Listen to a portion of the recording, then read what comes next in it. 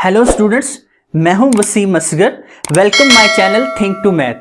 आज मैं आपके सामने स्टार्ट करने वाला हूं मैट्रिसेस एंड डिटर्मिनेंट्स। तो आज के इस लेक्चर में हम क्लास 9 का सब्जेक्ट जो मैथमेटिक्स है उसका चैप्टर नंबर 1 जिसका नाम है मैट्रिसेस एंड डिटर्मिनेंट स्टार्ट करने वाले हैं। तो मैट्रिसेस की जो सिंगुलर फॉर्म है उसको हम कहते हैं मैट्रिक।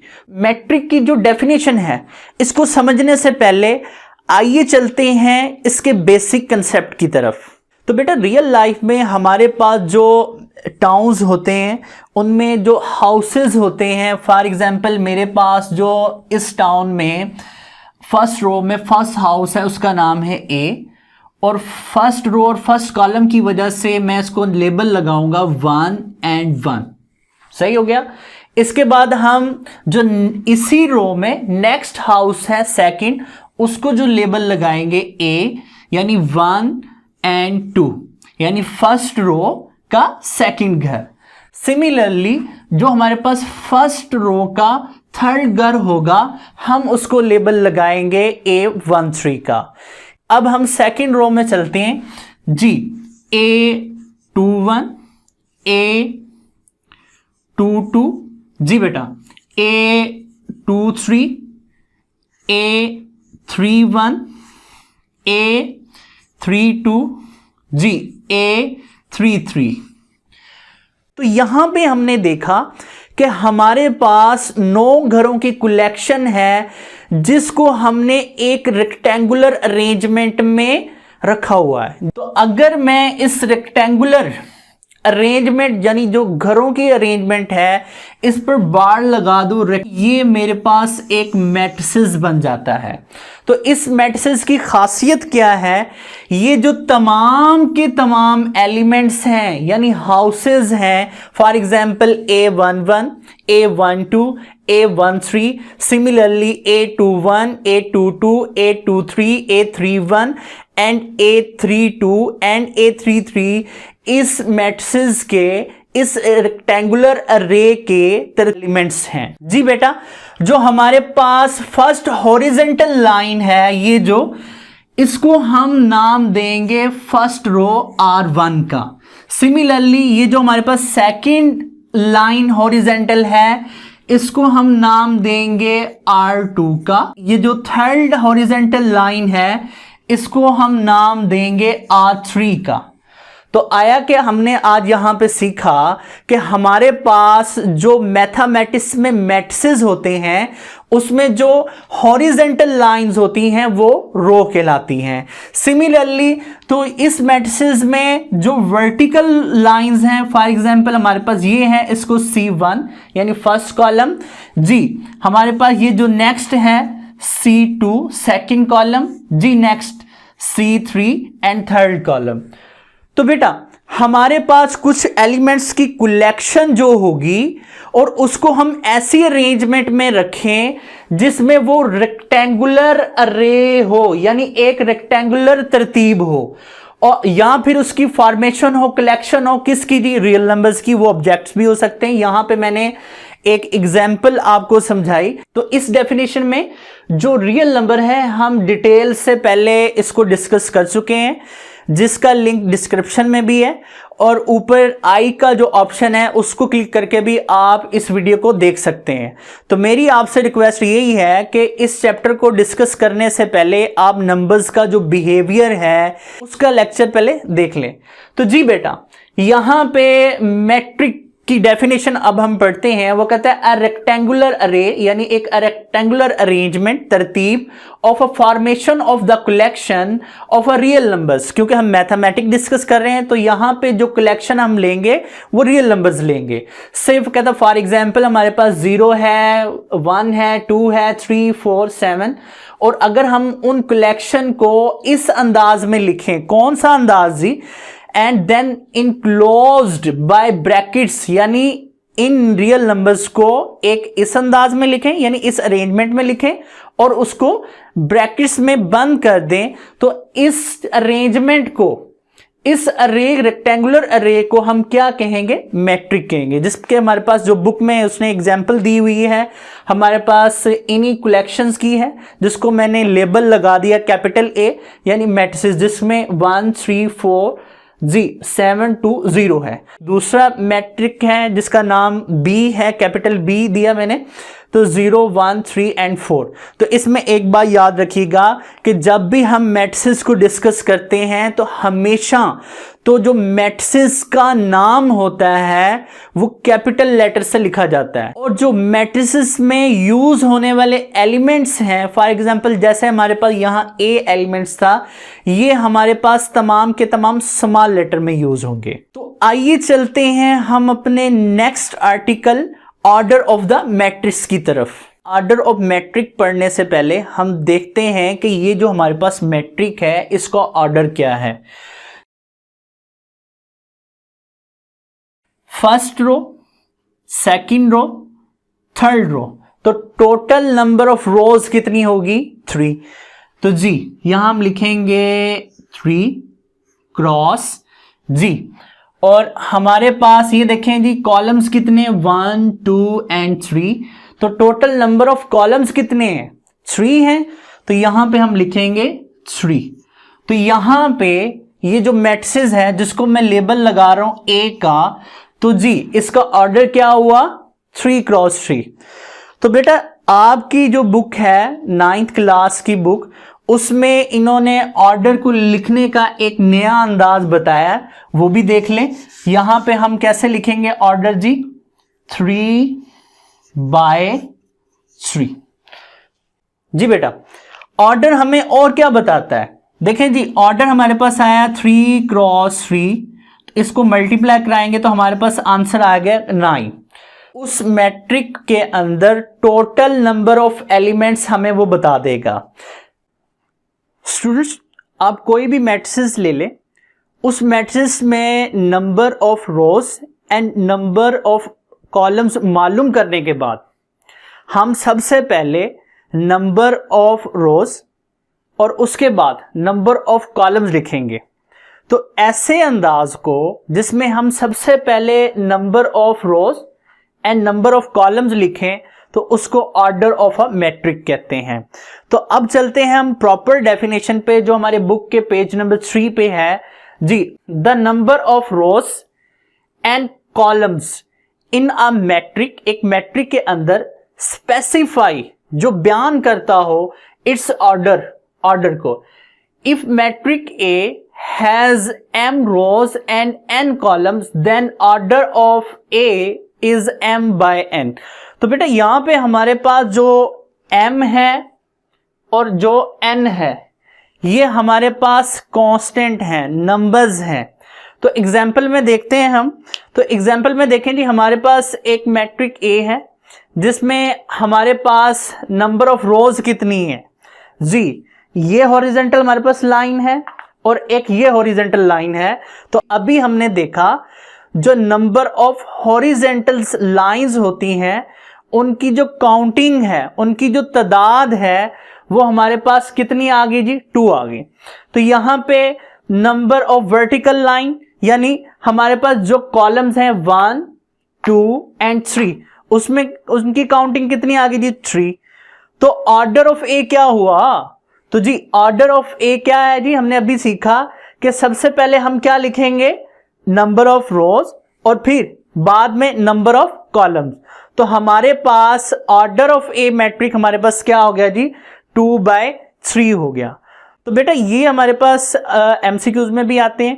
इसके बाद हम चलते हैं इक्वल मैट्रिसेस क्या होते हैं।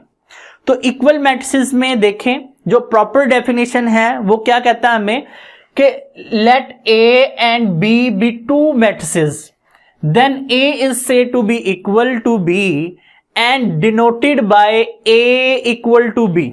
यहां पे वो हमें बताता है कि फर्ज करें कि हम 2 मैट्रिसेस ले लेते हैं जी, 2 पहलवान ले लेते हैं। वो 2 पहलवान कौन कौन से हैं, एक ए एक बी। अब उन 2 पहलवानों को इक्वल कब कहेंगे, जब वो दोनों कुश्ती करेंगे जी और बराबर आएंगे, यानी कोई भी हारेगा नहीं। तो सिमिलरली यहां पे भी हमारे पास ए और बी मैट्रिसेस इक्वल कब होंगे, वो हमें कहता है then A is said to be equal to B, यानी ए और बी इक्वल होंगे कब, एंड उसको कैसे डिनोट करते हैं मैथमेटिक्स में, उसको कैसे जाहिर करते हैं, by A is equal to B. और इसमें बेटा मोस्ट इंपॉर्टेंट जो है वो ये है, अब हमारे जो बच्चे हैं मोस्टली पूरी प्रॉपर डेफिनेशन तैयार नहीं करते, उसमें बातें जो डेफिनेशन में है वो अपनी तरफ से लिख देते हैं। तो बेटा प्रॉपर डेफिनेशन लिखा करें, उससे फायदा ये होता है कि हमें पूरे नंबर मिलते हैं। और एक बात मेरी याद रखें, जब भी कोई डेफिनेशन लिखें आप उसके साथ एग्जाम्पल लाजमी डिस्कस करें। उसका फायदा ये होता है कि हमारे पास एग्जाम्पल हमें सपोर्ट करती होती है अक्सर। वो कैसे जी, अगर हमारी डेफिनेशन में कुछ वीकनेस है या हम कोई चीज भूल भी जाते हैं तो एग्जाम्पल उसको सपोर्ट करती है और एग्जामिनर हमें पूरा नंबर दे देता है। तो यहां पे हम ज्यादा जो इसमें इंपॉर्टेंट है वो इफ एंड ओनली इफ की कंडीशन है। तो इफ एंड ओनली इफ की कंडीशन हमें यह बताती है कि इफ एंड ओनली इफ से पहले और इफ एंड ओनली इफ से बाद में दोनों तरफ शराइत हैं, यानी अगर दो मैट्रिसेस इक्वल होंगे, यहां पे लिखा हुआ जी दो matrices if and only if से पहले क्या है जी इक्वल है, तो लाजम है कि द ऑर्डर ऑफ ए किसके इक्वल होगा, ऑर्डर ऑफ बी के जी, and their corresponding entries are equal. तो क्रॉसपोंडिंग एंट्रीज क्या होती हैं बेटा जी, यहां पे हम देखते हैं ए मैट्रिक के अंदर जो हमारे पास ये 1 है, इसकी पोजीशन क्या है A11, 1। इट्स मीन्स दैट यानी first row and first column. और बी जो हमारे पास मैट्रिक है इसका जो फर्स्ट एलिमेंट है, फर्ज करेंगे जी उसके एलिमेंट्स हम बी से जाहिर कर देते हैं, तो उसकी पोजीशन क्या होगी B11। तो ये जो आमने सामने वाले एलिमेंट्स होते हैं इसको कहते हैं जी क्रॉसपोंडिंग एलिमेंट्स, यानी A11 और B11। तो जी सिमिलरली A12 जी B12, यहां पे इस एलिमेंट की पोजीशन क्या है जी A21 जी B21, A22 B22, यानी ये क्रॉसपोंडिंग एलिमेंट्स क्या होने चाहिए जी इक्वल होने चाहिए। तो ये नहीं हो सकता कोई एक कंडीशन पूरी हो जाए, फर्स्ट कंडीशन पूरी हो जाए और दूसरी कंडीशन पूरी ना हो और हम उसको इक्वल कर दें, ऐसा नहीं हो सकता जी। इक्वल के लिए यानी A is equal to B के लिए इन दोनों कंडीशंस का सेटिस्फाई होना लाजम है, और जब जब ये दोनों कंडीशन सेटिस्फाई होंगी इसके बरक्स तो A is equal to B होगा।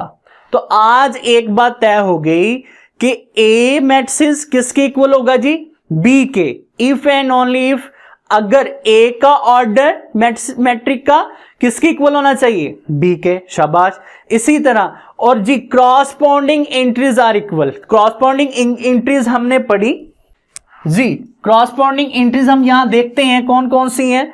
तो जी यहां पे हमारे पास यहां क्रॉसपोंडिंग एंट्रीज जो A मैट्रिक्स की है, A मैट्रिक की है वो है 1, तो यहां से 1 देखें जी क्रॉसपोंडिंग एंट्री इक्वल होगी, यहां भी 1 है वहां भी 1 है। सिमिलरली जी यहां पे 3 है, वहां पे 2+1 है, यहां पे आके मेरा बच्चा परेशान हो जाता है। तो बेटा यहां से घबराइएगा ना। तो एक कंसेप्ट है यहां पे देखें जी 3 को लिखने के मुख्तलिफ अंदाज हैं।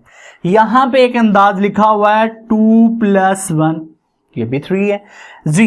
3 को लिखने के और भी अंदाज होते हैं हमारे पास जी, क्या लिख सकते हैं 5 - 2।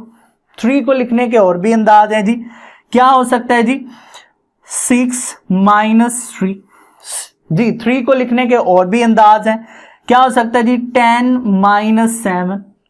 तो ये सारे के सारे जो हमारे पास अंदाज हैं ये सारे किसको शो कर रहे हैं 3 को शो कर रहे हैं। अब यहां पे उसने हमें एक अंदाज दे दिया जो क्या है जी 2+1। तो बेटा इससे घबराना नहीं है, तो आपने देखना है इस एलिमेंट की पोजीशन कौन सी है जी। कौन सी पोजीशन है B12 और यहां पे A12, यानी first row second column first row second column जी। यहां क्या एलिमेंट लिखा हुआ 3 और यहां ऐड करने के बाद देखेंगे हकीकत में क्या एलिमेंट लिखा हुआ जी 3। तो दोनों जो क्रॉसपोंडिंग्स हैं आपस आमने सामने वाले हैं वो तो 3 हैं यानी इक्वल हैं। तो जी यहां पे -4 यहां 4 यहां 2 यहां 4 -2 एक नया अंदाज मैंने कहा जिस तरह हमने ये सीखा। तो दीज मैट्रिसेस आर इक्वल। कौन कौन से जी A एंड B। कैसे पता चला जी दोनों के ऑर्डर सेम है। इसका ऑर्डर क्या है 2/2 जी। इसका ऑर्डर क्या है जी 2/2। तो जी सबसे पहले हमने देखा कि दोनों के ऑर्डर भी सेम है। उसके बाद सेकंड कंडीशन हमारे पास क्या है कि दोनों मैट्रिसेस की क्रॉसपोंडिंग एंट्रीज क्या होंगी सेम होंगी। तो बेटा यहां पे मैं एक एग्जांपल देता हूं कि हमारे पास तराजू है जो हम सब्जी वगैरह लेते हैं बाजार में। तो तराजू के दो हमारे पास पल्ले होते हैं। तो बेटा यहां पे अगर हम तराजू को रखेंगे तो दोनों पल्ले इक्वल कब होंगे जब जी दोनों तरफ वेट बराबर होगा इक्वल होगा। अगर यहां हम इस एक पल्ले में 5 kg रखते हैं तो दूसरे में भी 5 kg रखना होगा। इसी तरह हम अक्सर गेम्स में देखते हैं रस्सा कशी होता है, दोनों तरफ रस्सा खींच रही होती है टीम्स। यहां भी 7 प्लेयर हैं यहां भी 7 प्लेयर हैं और जो रस्से के साथ एक कॉर्क लगा होता है जो मिड में होता है वो कब मिड में होगा कब इक्वल होगा जब दोनों तरफ इक्वल जोर लगेगा। तो आज एक बात तय होगी कि हमारे पास इक्वल मैट्रिसेस कब होंगे जब जब उनकी क्रॉसपोंडिंग एंट्रीज क्या होंगी जी इक्वल होंगी और ऑर्डर सेम होंगे। अब यहां देखेंगे हम इन मैट्रिसेस को लिख के देखते हैं। अभी यहां पे ये देखिए 1 3 -4 एंड 2 जी किसके इक्वल है B की वैल्यू पुट कर देते हैं यहां पे जी 1 जी 2 + 1 -4 एंड 4 -2। तो जरा गौर से देखें यहां पे 1 1 1 के इक्वल 3 देखें जी इसको ऐड करेंगे तो फिर क्या आ जाएगा 3। तो जी -4 2 और इधर से 2। तो अगर देखा जाए तो यहां पे इनके दरमियान साइन कौन सा है इक्वल का। तो आज के बाद एक बात तो तय हो गई कि जब जब दो मैट्रिसेस के दरमियान इक्वल का साइन होगा तो हमने पढ़ा इफ एंड ओनली इफ की कंडीशन लाजमी सेटिस्फाई करेगी। दिस मींस दैट कि अगर वो उनके दरमियान साइन इक्वल का है तो उनकी क्रॉसपोंडिंग एंट्रीज लाजमी इक्वल होंगी। तो हम यहां पे देख भी सकते हैं आगे जाके कुछ हमारे पास एक्सरसाइज में क्वेश्चन होंगे वो इक्वल की डेफिनेशन को यूज करेगा और हमें A और B एलिमेंट की वैल्यू फाइंड करने के लिए कहेगा। तो वहां पे मैं यही प्रॉपर्टी लगाऊंगा। मैं वहां पे बताऊंगा कि जी हमारे पास A और B जब इक्वल हैं तो उनकी क्रॉसपोंडिंग एंट्रीज लाजमी इक्वल होंगे और दूसरे नंबर पे उनके ऑर्डर भी क्या होने चाहिए जी इक्वल होने चाहिए।